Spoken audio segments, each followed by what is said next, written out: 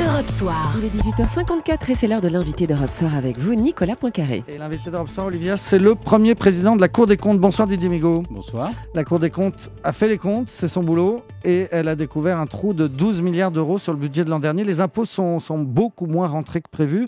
Et du coup, on en parlait tout à l'heure dans le journal, la Cour s'interroge sur la sincérité des comptes. Que veut dire exactement cette phrase? Que le gouvernement a triché?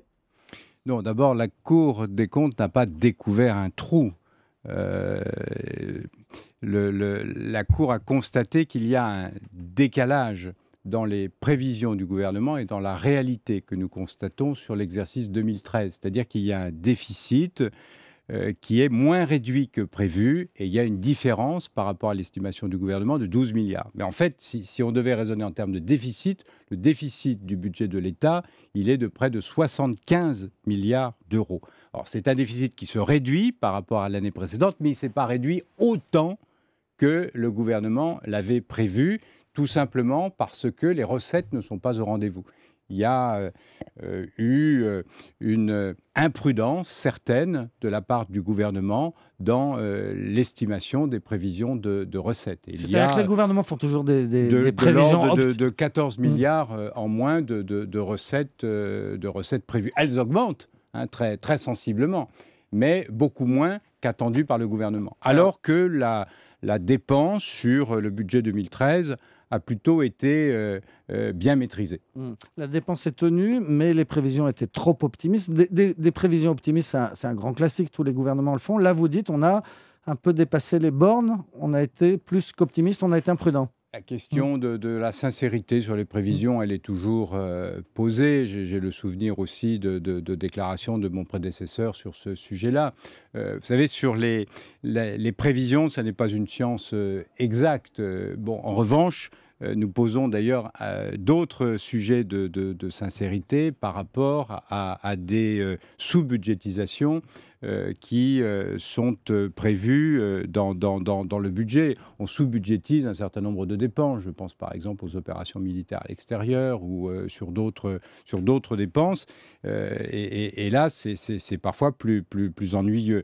En revanche, sur les prévisions, c'est un phénomène malheureusement récurrent, même si sur l'année 2013, il a été vraisemblablement plus important. Et nous l'avons dit d'ailleurs dès le début, dans un rapport de février 2013, la Cour des comptes disait que le gouvernement avait prévu des hypothèses de recettes optimistes. Non, mais j'essaie de décrypter un peu, Didier Migaud, parce que ce terme de sincérité, il est important tout de même. C'est une obligation pour un gouvernement de faire des comptes au moins sincères. On peut se tromper à l'arrivée. D'ailleurs, la présence de la Cour des comptes est utile de ce point de vue-là, de la même façon que l'existence du Haut Conseil des finances publiques qui apprécie les hypothèses macroéconomiques qui sont retenues par le gouvernement, c'est important.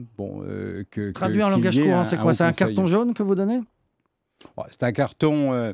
Ce sont des constats que nous faisons. C'est sur le budget 2013. Donc, nous comparons le résultat par rapport à ce qui avait été prévu. Et là, nous constatons un décalage. Et ce décalage s'explique par le fait que les recettes ne sont pas au rendez-vous. Alors ça, c'était l'année 2013. Celle qui vient, c'est 2014. Là encore, vous évoquez un budget irréaliste. Et du coup, il va falloir faire des corrections? Alors ça, c'est l'avis du Haut Conseil des finances publiques que vous présidez également, que je préside également, qui est constitué de magistrats de la Cour des comptes et d'économistes désignés par quelques personnalités politiques. Ce que le Haut Conseil a constaté, c'est que par rapport à la loi de programmation des finances publiques adoptée en 2012 et qui prévoyait un certain nombre d'hypothèses sur 2013, 2014, il y a un écart entre la réalité et les prévisions. Et un écart qui doit être considéré comme important parce qu'il est de 1,5 donc par rapport à la richesse nationale, ce qui est un écart important.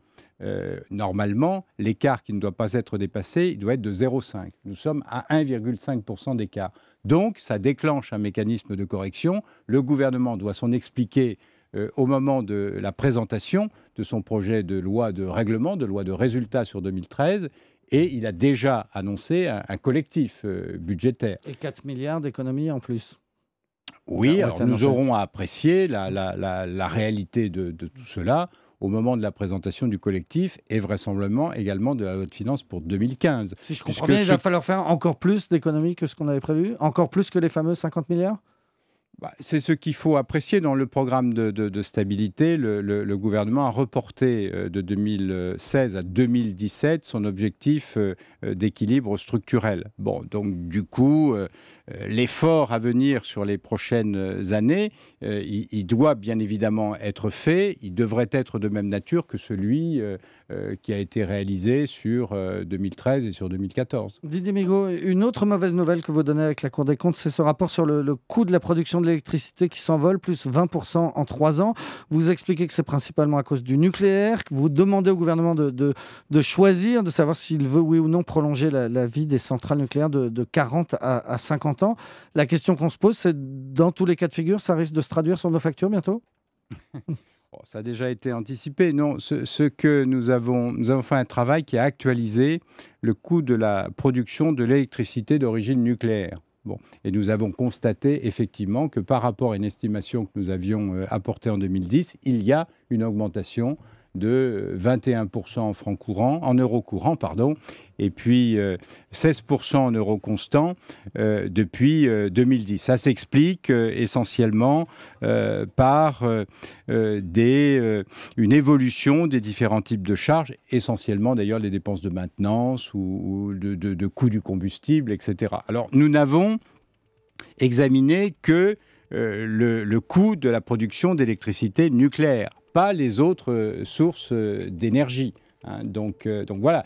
Et l'augmentation que nous avons constatée ne veut pas dire que la production d'électricité nucléaire a perdu en compétitivité. Il faudrait à ce moment-là que l'on compare avec les autres sources d'énergie. Mais il y a une augmentation qui est incontestable. Alors, qu'est-ce que représente d'ailleurs la production d'électricité nucléaire? Le coût de la production, c'est 40% du prix. Vous avez le transport aussi, la distribution qui représente 40%, puis vous avez 20% d'impôts et de charges. Ça fait 100% et c'est ce que paye le consommateur final. Merci beaucoup Didier Migaud, premier président de la Cour des comptes, invité d'Europe Soir.